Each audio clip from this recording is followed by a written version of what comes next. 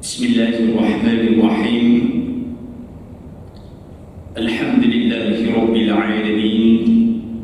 Wabihi nasta'inu ala umuri dunya waddin. Sayyidina wa maulana Muhammadin wa ala alihi wa sahbihi ajma'in.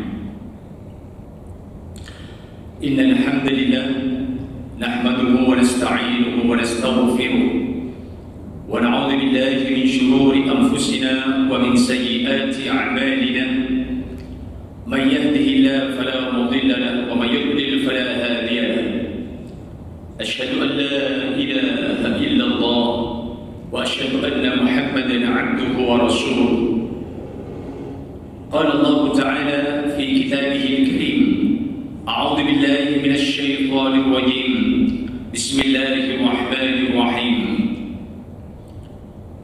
قد أفلح المؤمنون الذين هم في صلاتهم خاشعون والذين هم عن اللغو معرضون والذين هم للزكاة فاعلون والذين هم لفروجهم حافظون إلا على أزواجهم أو ما ملكت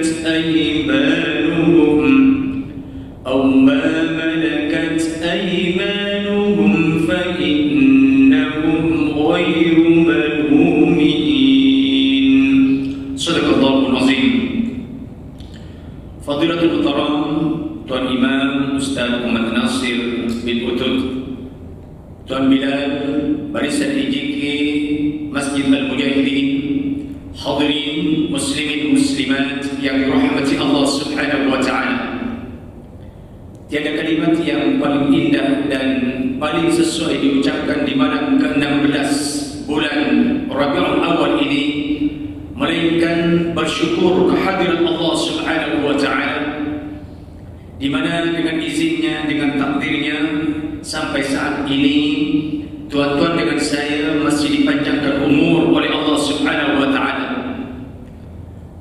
Tidakkah setiap perjalanan jam yang biasa kita tengok itulah umur kita, dan kita maklum apabila manusia sudah meninggal dunia, segalanya sudah selesai, melainkan akan mempertanggungjawabkan amalan sendiri-sendiri di hadapan Allah Subhanahu wa taala. Dan nampaknya malam ini peluang ini masih Allah bagi kepada tuan-tuan dengan saya. Kita dapat mendengarkan lauman azan dan kita dapat menjawabnya. Itu dikira ibadah yang paling besar. Kemudian kita buktikan melangkahkan kaki dengan indahnya, dengan sakinah, dengan tenang, dengan santai, dengan khusyuknya. Itu pun Nabi janjikan dengan pahala yang sangat besar. Tidakkah setiap khatwah, setiap melangkah dinaikkan kaki sebelah, diturunkan kaki sebelah. Apabila kita dinaikkan, Allah akan angkat derajatnya. Alhamdulillah, malam ini Allah bagi pahala sebagaimana yang dijanjikan oleh Nabi, dan kedua kaki kita sekarang berada di rumah Allah. Berikutnya, dengan nikmat yang Allah bagi, Nabi bagi lagi penjelasan. Tidakkah apabila insan menuju ke rumah Allah itulah perjalanan yang terbaik? Alhamdulillah, malam ini kita buktikan. Dan yang paling hebat, kita dapat beribadah di rumah yang tidak ada duanya. Mulianya Masjidil Haram sebab dia adalah tempat ibadah. Indahnya Masjid An-Nabawi yang dibanjiri oleh insan setiap masa sebab dia adalah tempat ibadah. Dan tawaran Rasulullah kepada orang yang ziarah Al-Aqsa dan sujud di sana sebab adalah tempat ibadah. Kalimat ini adalah sama. Kita yang berada di sini tidak diizinkan berada di Raudhah. Kita berada di sini tidak diizinkan untuk tawaf. Kita berada di sini tidak diizinkan berada di Al-Aqsa, tapi namanya juga adalah ibadah. Di sana masjid, di sini adalah masjid. Tidak ada badan yang paling baik di dalam tatapan wajah Allah melainkan hamba itu beribadah di rumah Allah Subhanahu wa taala. Hadirin yang dirahmati Allah Subhanahu wa taala. Inilah kehidupan. Wa tilkal ayyam nudawiluha bainan nas. Setiap hari kita ditampakkan oleh Allah matahari yang dikeluarkan waktu pagi. Kemudian petang matahari minta izin kepada Allah Subhanahu wa taala, sehingga sahabat bertanya, "Ya Rasulullah, aina as-sama' fil lail?" Kemana sebenarnya matahari waktu malam atau waktu apabila tenggelam? Nabi menyebutkan dia sujud ibadah kepada Allah Subhanahu wa taala. Walaupun dia tetap wujud, tapi juga nantinya akan di stop oleh Allah dengan tugas tertentu, dan dia akan di stop dengan istilah kematian. Begitu juga langit yang begitu luas dan tinggi, apabila sampai masanya akan di stop juga oleh Allah Subhanahu wa taala. Macam itu juga diri tuan-tuan dengan saya. Tidak selamanya kita dalam keadaan sehat.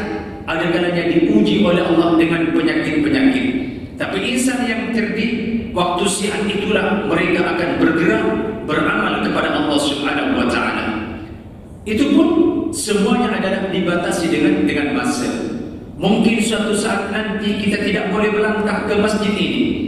Mungkin suatu saat nanti kita tidak boleh sujud bersama. Tapi yang pasti malam ini Allah bagi hadiah yang terbaik kepada tuan-tuan dengan saya. Maka itu bersyukur kehadirat Allah Subhanahu wa taala. Ungkapan yang paling indah, la in syakartum la azidannakum wa la in kafartum inna adzabi lasyadid. Syukur maknanya berterima kasih kepada Allah, kita dibagi peluang. Syukur kita buktikan dengan sujud. Syukur dibuktikan dengan beramal. Syukur dibuktikan dengan membantu orang-orang yang lemah. Syukur dibuktikan dengan ambil peduli dengan nasib orang-orang anak yatim. Syukur diartikan adalah orang-orang yang sentiasa tenang hidupnya dan bibirnya sentiasa bergerak menyebut nama Allah Subhanahu wa taala. Pada malam yang indah ini ada banyak pembahasan yang barangkali kita boleh bincang bersama, dan alhamdulillah tidak ada raudhah melainkan dua tempat. Yang pertama tentu adalah raudhah di Madinah Al-Munawwarah, dan itulah sebaik-baik tempat. Sehingga Nabi memberikan isyarat, ma baina baiti wa minbari raudhatan min riyadil jannah. Tidak ada tempat yang Nabi akhiri dengan taman dan surga melainkan raudhah di sana. Sehingga dalam konteks tertentu, tidakkah juga di sana terjadi beberapa peristiwa yang besar? Tidakkah di sekeliling sana yang disebut hujarah, banyaknya wahyu Allah, malaikat Jibril diturunkan oleh Allah untuk menyampaikan wahyu di sekitar itu? Tidakkah juga di sana Nabi memberikan isyarat yang jelas, menyusun strategi untuk menyampaikan ayat-ayatnya? Juga tidakkah juga di sana kita nampak mihrab atau mimbar Nabi?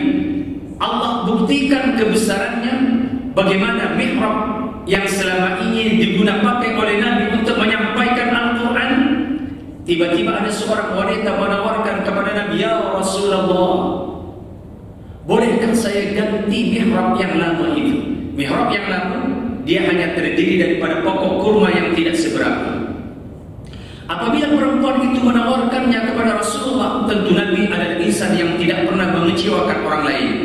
Nabi katakan, "Bala, iya silakan." Dan di raudhah itu pula penyaksian yang cukup dahsyat. Bagaimana pokok kurma yang selama ini dan dipijak untuk menyampaikan ayat-ayat Allah, apabila datang mimbar yang kedua yang ditawarkan oleh perempuan akan diletakkannya dan akan menggantikan mihrab yang lama. Tiba-tiba dengan izin Allah Subhanahu wa taala menangislah, merengeklah mimbar yang selama ini dipijak oleh Nabi, sebab dia tak mau akan digantikan dengan mihrab yang baru. Kejadian itu juga di Masjid An-Nabawi. Kemudian dengan tangan yang lembut Rasulullah membelai kurma itu, pokok kurma itu, sebab dia merengek dan tadi mendengar tangisannya. Dan itu adalah bukan persoalan yang mustahil bagi Nabi. Akhirnya ditawarkan oleh Rasulullah sallallahu alaihi wasallam selepas dialihkannya dan mimbar yang baru naik, "Engkaulah, adakah akan tetap di sini atau mungkin akan menjadi sebagian tamar yang menjadi hiasan di surga Allah Subhanahu wa taala?" Dan bala ya Rasulullah, di mana kejadiannya adalah di taman surga yang namanya raudhah. Kemudian hadirin, tidak ada raudhah yang kedua melainkan di Masjid Ilmu. sehingga Nabi menyebutkan irta'u. Dan kita maklum bahwa badan yang baik, badan yang diselimuti dengan tanda syukur adalah badan yang sentiasa dalam zona ilmu pengetahuan. Dialah segala-galanya. Manusia tidak akan sampai ke martabat yang indah melainkan ilmunya. Manusia tidak akan pernah sempurna dalam hidupnya melainkan lengkap ilmunya. Kenyataannya, hebatnya Nabi Allah Yusuf alaihissalam sebab kecanggihan ilmunya. Hebatnya Nabi Abu Hanifah sebab ilmunya. Meluasnya ilmu Imam Malik sebab ilmunya. Kemasyhuran Imam Syafi'i sebab ilmunya. Kemasyhuran Imam Ahmad sebab ilmunya. Maka itu fartamu, kata Nabi, kepunglah majlis ilmu itu 24 jam. Sekali lagi saya bersyukur kepada Allah Subhanahu wa taala. Malam ini tuan-tuan dengan saya berada di raudhah itu. Semoga Allah mengampunkan dosa kita bersama, dan semoga dengan tempat yang mulia ini saya dengan tuan-tuan barangkali ada sedikit ujiannya kita dapat keluar daripada ujian itu. Barangkali ada sedikit musibah dari penyakit-penyakitnya. Dengan kalimat kun di tempat yang mulia, kita doa bersama semoga penyakit tuan-tuan dengan saya, saudara maranya, dihilangkan oleh Allah. Amin ya rabbal alamin. Dan yang paling penting, kita doakan juga anak-anak kita, zuriat kita, semoga menjadi anak yang bertakwa dan sujud kepada Allah. Juga ibu bapa barangkali datuk nenek yang telah meninggal dunia, mudah-mudahan ditempatkan oleh Allah di tempat yang terbaik di alam barzakh. Al-Fatihah. A'udzu billahi minasyaitonir rajim. Bismillahirrahmanirrahim. Alhamdulillahi rabbil alamin. Arrahmanir rahim. Maliki yaumiddin. Iyyaka na'budu wa iyyaka nasta'in. Ihdinas siratal mustaqim. Siratal ladzina an'amta 'alaihim ghairil maghdubi 'alaihim waladdallin. Amin. Sebagaimana kajian saya menggunakan kitab Fiqhul Islam wa Adillatuh, ada beberapa perkara apabila kita salat berjamaah, tentu itulah satu keuntungan yang besar. Tapi persoalannya, diukur dari mana salat jamaah itu dikira salat jamaah. Itu satu. Yang kedua, bolehkah niat mufaraqah dengan imam tanpa sebab? Saya ulang, bolehkah niat mufaraqah dengan imam tanpa sebab? Dan rakaat yang macam mana yang dikira rakaat itu masuk dalam kiraan? Hadirin yang dirahmati Allah Subhanahu wa taala, tidak ada yang paling sempurna melainkan orang yang ikut imam dari takbir sampai salam. Maka itu disebut itu makmum muwafiq. Cuma dari sudut dasar yang disebutkan oleh Nabi, tidakkah salat jamaah afdalu min salatil fardhi bi 27 darajah? Tidakkah salat jamaah itu 27 kali ganda daripada min salatil fardh, sembahyang seorang? Itu kiraannya apabila selain Masjidil Haram, Masjidil Aqsa dan Masjid Nabawi. Sekarang tentu pahala yang terbaik tidak ada duanya apabila orang itu sembahyang jamaah dari awal sampai akhir dengan imam.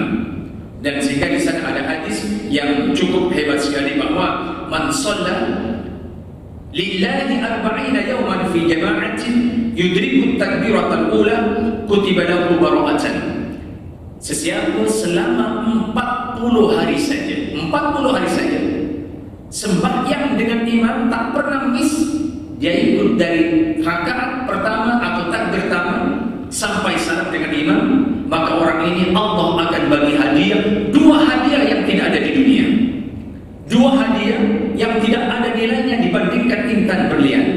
Nabi hanya minta 40 hari saja, tapi dia ikut dari takbir sampai salam. Dia tidak menjadi makmum masbuk. Tentu yang pertama disebutkan hadiah yang Allah akan bagi di sini adalah kutiba lahu bara'atan. Pertama, bara'atun minan niyah. Orang tersebut akan dibebaskan awal-awal dari Allah, oleh Allah SWT daripada azab api neraka. Bahkan tidak akan disentuhkan dengan api neraka. Dan hebatnya salat jamaah, dia hanya minta 40 hari saja. Bagaimana dengan Imam Syekh Al-Musayyib? Tidakkah biasa kita dengar? Selama 40 tahun Allah anugerahkan beliau Sa'id al-Musayyib. Sebelum azan beliau sudah berada di atas sajadah selama 40 tahun. Ya, ada orang yang memang Allah pilih macam itu. Tapi prosesnya sekarang, sejauh mana ukuran dapat pahala 27 itu? Di sini dalam beberapa kajian ulama dia berbeza antara beberapa mazhab. Pandangan Imam Syafi'i, idraku fadilatil jamaah malam yusallim al-imam. Imam Syafi'i itu agak santai, bagus itu. Mana-mana orang niat bersembahyang dengan imam, artinya jamaah. Kata Imam Syafi'i, selagi imam belum habis salam ke kiri dan dia sempat takbir Allahu Akbar, kemudian sama dengan imam, tapi imam itu belum habis salam ke sebelah kiri. Pandangan Imam Syafi'i, orang yang semacam ini tetap mendapat pahala 27 kali ganda. Ini pandangan Imam Syafi'i. Assalamualaikum warahmatullahi ke kanan, Assalamualaikum nak ke kiri. Imam belum salam, dia masih tempat Allahu Akbar. Jadi walaupun dia tidak sempat ruku dengan sujud dengan Imam Syafi'i berpendapat orang ini tetap mendapat pahala jamaah berapa? 27 kali ganda. Okey. Tapi berbeza dengan Imam Ahmad bin Hanbal. Imam Ahmad bin Hanbal berpandangan yang lain daripada beliau. Dikatakan bahwa mengikut pandangan Imam Ahmad bin Hanbal, orang tersebut baru dikira akan mendapat pahala 27 kali ganda, dan sama dengan pendapat Imam Abu Hanifah. Selagi imam tidak habis daripada salam pertama, dan ini masyhur, salam pertama dia adalah wajib. Jadi apabila Allahu Akbar dia masuk dan imam itu belum habis daripada salam pertama, bukan salam kedua, artinya Imam Syafi'i lebih toleran dalam konteks ini. Kata Imam Abu Hanifah dan Imam Malik dan Imam Ahmad bin Hanbal, maka pahala jamaah orang yang tadi terlambat, maka dia tetap dapat, asalkan dia imam belum Assalamualaikum warahmatullahi, tapi belum ke sebelah kanan dan dia sempat takbir. Jadi inilah sedikit perbezaan antara Imam Syafi'i dan Imam Ahmad yang sama pendapatnya dengan Imam Abu Hanifah. Kenapa dapat? Sebab makmum tersebut walaupun terlambat, dia sudah masuk dalam rukun. Rukun apa? Rukun takbir. Jadi dalam konteks ini ya sedikit ada perbezaan. Cumanya ya itulah, masih dikira orang itu sholat jamaah. Walakin qala al-Malikiyah innama yahsulu fadlu al-jama'ah al-warid bihi al-khabar al-mutaqaddim al-mutadammin kauna thawabiyya 5 aw 27 darajah bi'idraki rak'atin kamilah. Di sini Imam Malik berbeza. Kata Imam Malik, orang tersebut baru dikira dapat pahala 27 kali ganda apabila dia sempat sembahyang 1 rakaat dengan imam. Jadi kalau hanya tadi, apatah lagi dia tak dapat 1 rakaat dengan imam. Katakan imam Sami Allahu liman hamidah, dia baru masuk, sedangkan dia sudah rakaat terakhir. Imam sudah Sami Allahu liman hamidah, dia baru takbir, memandangkan dia tidak menutupi rukuk dengan imam, dan orang ini tidak mendapat rakaat itu, tidak dikira. Maka itu kata Imam Malik, selagi tidak dapat 1 rakaat dengan imam, pahala jemaah dia tidak dapat. Jadi Imam Malik dalam konteks ini dia agak syadid, dia agak ketat sedikit. Cumanya dari proses rakaat dia berbeza. Kalau Imam Syafi'i, orang itu dikira dapat 1 rakaat selagi makmum itu bersama rukuknya dengan imam. Artinya dia Allahu Akbar takbir, imam Allahu Akbar rukuk, lepas takbir dia sempat rukuk dengan imam. Pandangan Imam Syafi'i, orang ini rakaat ini masih dikira. Jelas? Begitu juga Imam Abu Hanifah, Begitu juga Imam Ahmad. Ketiga imam ini sama. Selagi makmum masih bersama imam dalam rukuk, maka dia dapat rakaat itu masih dikira. Tapi Imam Malik tidak dalam konteks ini. Imam Malik dia adalah tidak.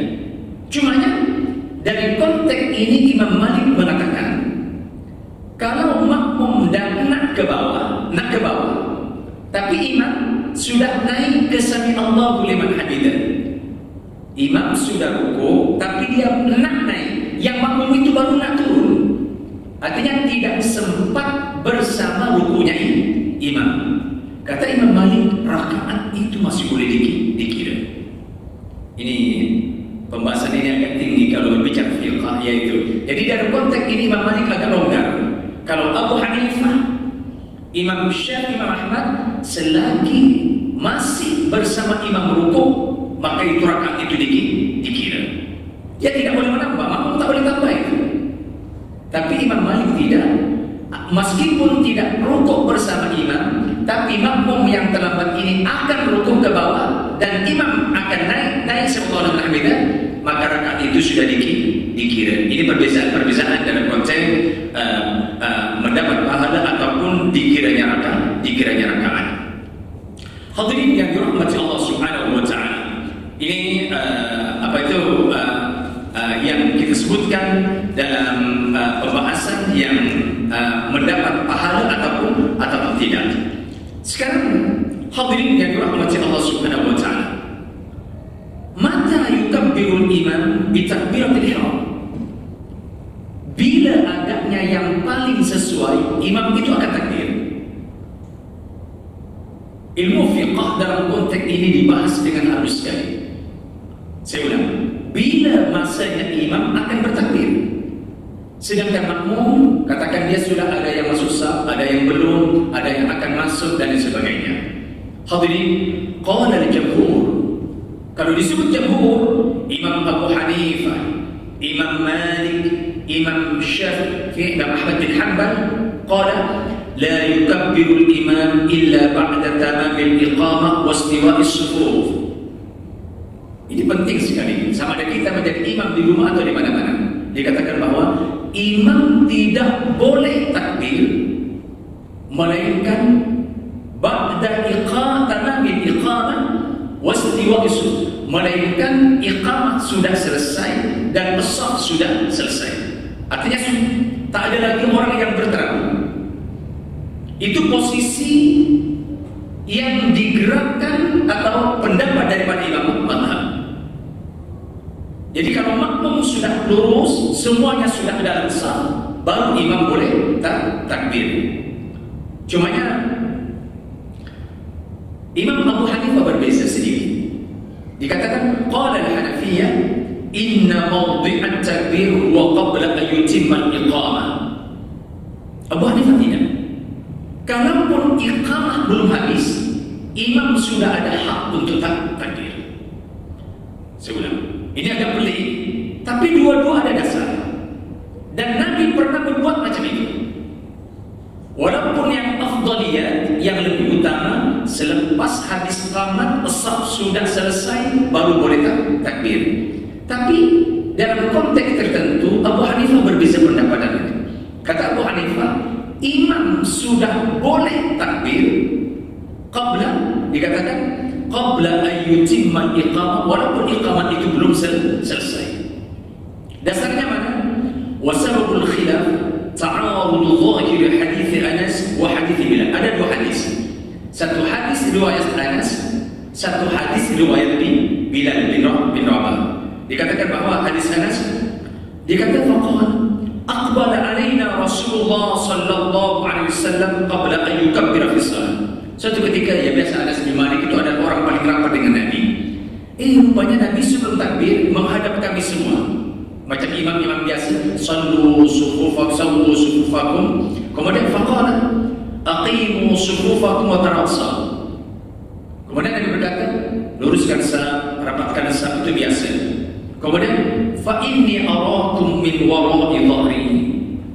Kalaupun saya tidak menghadap kamu, saya menghadap kiblat, saya tahu 100% 100 bagaimana pergerakan dan keadaan kamu di belakang saya. Itu mukjizat yang Allah bagi kepada Nabi. Itu bukan sesuatu yang aneh. Jadi walaupun Nabi menghadap kiblat, Nabi boleh tahu satu-satu sahabat dan semua nama sahabat yang berada di depan Nabi, mana yang sudah masuk saf, mana yang sudah ready, mana yang baru bergerak. Fa inni arakum min wara'i dhahri. Ini tidak pelik. Sebab juga tidakkah juga Aisyah radhiyallahu anha, ya namanya dia adalah orang paling rapat kepada Nabi. Nabi dalam keadaan tidur, tetapi Nabi tahu persekitaran tentang orang-orang yang berada di sekitar Masjid An-Nabawi waktu itu. Sampai kata bahwa tanamu aini wa la anam qalbi. Wahai Aisyah, kamu nampak mata saya, artinya mata saya tidur, tapi sebenarnya hati saya tidak tidur. Kesimpulannya, kalaupun Nabi nampak tidur, Nabi boleh tahu apa yang ada di sekitarnya. Ini bukan perkara pelik. Tidakkah juga terjadi di Ujun? Ujun itu adalah kawasan di Madinah Al-Munawwarah, dan dia adalah kira-kira waktu dulu dia adalah di Batha. Dia adalah masyarakat kaum yang memang paling nakal, paling jahat itu, dan paling kuat menentang dakwah Nabi. Apa yang terjadi hadirin yang dirahmati Allah Subhanahu wa taala? Apabila orang Ujum keluar, Nabi akan cuba menyampaikan risalah la ilaha illallah. Mereka tentang habis-habisan. Ketepatan waktu itu di situ ada pokok yang paling besar. Ya Muhammad, kalau betul engkau seorang rasul, buktikan sekarang kerasulanmu. Allahu Akbar. Dengan izin Allah Subhanahu wa taala, datang malaikat Jibril langsung menyampaikan wahyu kepada Nabi dan bagi bukti kepada orang Ujum yang menyaksikan peristiwa itu, yang mereka cepat menentangnya. Tidakkah pokok itu dengan izin Allah Subhanahu wa taala dia tercabut semua akarnya, kemudian pokok itu berjalan sedikit demi sedikit bagi salam assalamu alayka ya Rasulullah. Tercabut pokok yang paling besar, dia berjalan ke hadapan Rasulullah sallallahu alaihi wasallam. Hadis hadis sahih. Kemudian Nabi kata irji'i kembali, dan pokok itu kembali dengan perlahan ke tempat asal, seakan-akan tidak pernah tercabut. Kejadian itu di Ujun. Ini namanya adalah mukjizat. Sama dengan Nabi jadi imam, dia boleh tahu apa yang terjadi di belakang. Jadi dalam hadis ini memberikan arti, kata hadis Anas ini, bahwa imam tak boleh takbir sebelum saf itu selesai. Cumanya ada hadis lain dari hadis Bilal, dia kata annahu kana yuqimun linabi. Bilal itu kan tukang azan. Jadi yang paling berhak iqamah dia adalah orang yang azan, bukan orang lain. Kemudian fakana yaqul lahu ya Rasulullah la tusbiqni bi ahli. Bilal belum habis iqamah, Nabi sudah takbir. Ya Rasulullah, saya nak juga aminnya engkau ya Rasulullah. Artinya Bilal belum habis itu. Kemudian fahada yadullu ala anna Rasulullah kana yukabbir wal iqamatu lam tajib. Hadis ini dua-dua sahih. Ini menunjukkan bahwa Nabi takbir dulu sebelum iqamah itu habis. Walakin al-jumhur, kebanyakan ulama tetap mengambil pendapat yang pertama, posisi imam boleh takbir apabila saf sudah selesai. Ini penting untuk kita fikir bersama dalam konteks pembahasan yang berkaitan dengan makmum tadi. Sebab kita nampak ya ada juga makmum itu apabila imam ruku atau sami Allahu liman hamidah, dia masih berdiri saja menunggu naiknya imam dari bawah baru dia takbir. Saya katakan ini dari konteks hukum dia ada sesuatu yang mengecewakan. Sepatutnya dimanapun posisi imam, kita yang baru datang mesti cepat-cepat takbir. Kalau imam sami Allahu liman hamidah, kita takbir langsung ikut sami Allahu liman hamidah. Kita tidak boleh ruku itu. Kalau imam posisi dalam ruku sujud atau sujud, kita pun boleh langsung sujud walaupun rakaat itu tidak dikira. Kemudian ada juga imam sudah ruku, makmum baru masuk, imam masuk i'tidal, makmum itu takbir, kemudian dia ikut ruku sedangkan imam sudah sami Allahu liman hamidah. Kemudian imam naik ke atas, imam salam, dia pun ikut salam. Jelas ittifaq ulama sembahyang orang macam itu ada tidak sah. Kenapa? Sebab rakaat dia adalah kurang. Ya, ada juga ramai yang kita nampakkan itu, sedangkan ukurannya dia mesti ikut rukuk bersama imam.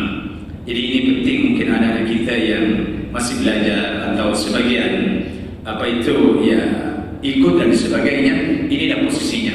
Cuma ya, dalam situasi tertentu bolehkah kita serta-merta tak nak ikut imam? Mula-mula sudah niat ikut imam, tapi tiba-tiba mufaraqah. Dalam konteks ini qala Syafi'i wal Hanabilah, in ahrama asy-syakhsu ma'muman, apabila seseorang niat jadi makmum, thumma nawa mufaraqatal imam, sebab dia ada hal, dia langsung mufaraqah, artinya tidak ikut bergerak dengan imam. Jaza inda Syafi'iyah sawa'un kana li'udhrin am lighairi udhrin.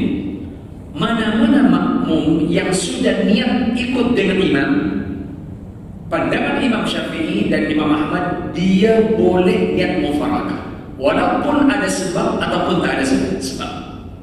Walaupun kebiasaan dia ada sebab, tapi seandainya dia tidak ada sebab sekalipun, dia boleh niat mufaraqah dengan imam. Bukan sesuatu kesilapan dan bukan sesuatu kesalahan itu. Cumanya Imam Ahmad dalam konteks ini mengatakan kalau memang dia tidak ada uzur, maka hukum dia adalah makruh dan sembahyang dia adalah sah. Tapi Imam Ahmad berpandangan di sini dia boleh mufaraqah dengan imam asalkan dia ada sebab. Dalam konteks ini Imam Malik itu paling syahid sekali. Imam Malik, man iqtada bi imamin lam yajuz lahu mufaraqatu. Sesiapa yang sudah niat ikut imam wajib selesai dengan imam. Tidak ada uzur langsung atau ada uzur. Ini Imam Malik. Dalam hal ini Imam Malik syahid sangat. Kalau sudah takbir dan niat ikut imam, maka orang ini tidak ada can lagi untuk niat mufaraqah. Melainkan di sini ya ada beberapa uzur yang disepakati oleh semua ulama mazhab. Tentu yang pertama, tatwilul imam atau tarkuhu sunnatan maqsudah. Jadi yang pertama yaitu makmum boleh niat mufaraqah dengan imam dan dia tetap mendapat pahala jamaah walaupun niat mufaraqah. Sebab apa? Di antaranya adalah bacaan imam terlalu panjang. Dia panjang sekali sehingga dia tidak larang atau mengganggu kekhusyuan dia. Maka makmum macam ini dia boleh niat mufaraqah sebab ada sebab. Dan ini terbukti dalam hadis. Peristiwa ini terjadi dengan Mu'adz bin Jabal. Waktu itu dia jadi imam. Kemudian dia sembahyang Isya. Fatawwala alaihi. Bacaan Mu'adz waktu itu memang panjang. Fansar farajul, tiba-tiba seorang makmum, seorang lelaki, dia langsung niat mufaraqah. Fasallah, dia saat seorang. Apa yang dia buat? Mu'adz bin Jabal yang menjadi imam waktu itu, yang bacaannya panjang dan sembahyangnya tidak selesai, rupanya lelaki itu lepas salam langsung pergi kepada Rasulullah mengadukan hal ini. Kemudian faghadiba wa ankara 'ala Mu'adz. Dikatakan bahwa dalam hadis ini Nabi cukup marah sekali. Kepada siapa? Kepada Mu'adz yang waktu itu menjadi imam sebab bacaannya dia terlalu panjang. Walam yunkir 'ala rajul walam ya'murhu bil i'adah. Dan Nabi sama sekali dia tidak marah dengan lelaki tadi sebab mufaraqah dengan imam dan tidak menyuruhnya supaya sembahyang lagi. Jadi ini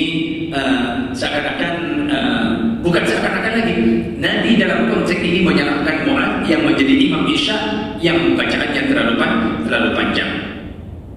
Ataupun hadirin yang dirahmati Allah Subhanahu wa taala, ya sebab-sebab yang lain boleh awil marad, tiba-tiba tersedak badan atau kadang-kala sakit lutut yang sebelum takbir tidak terasa tiba-tiba sakit. Ya sudah, kalau terjadi macam itu dia boleh niat mufaraqah dan boleh menyelesaikan sembahyangnya sendiri dan dia sudah dikira dapat sholat jamaah.